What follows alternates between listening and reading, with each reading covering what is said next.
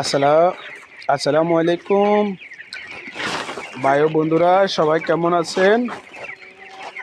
আশা করি আল্লাহর রহমতে ভালো আছেন। আলহামদুলিল্লাহ, আমিও ভালো আছি।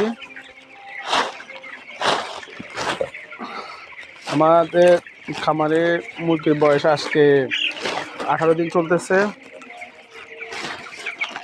আল্লাহর রহমতে মুরগিগুলো সুস্থ সবল আলহামদুলিল্লাহ আছে। সবাই দোয়া করবেন। ব্রয়লার মুরগি পালনের সর্বপ্রথম ধাপ হলো আপনার মুরগিগুলোকে সঠিক তত্ত্বাবধান করা।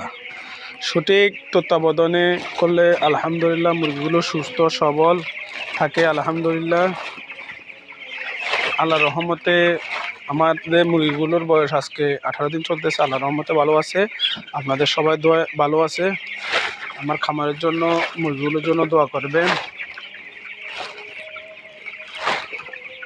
আল্লাহ হাফেজ, সবাই ভালো থাকবেন।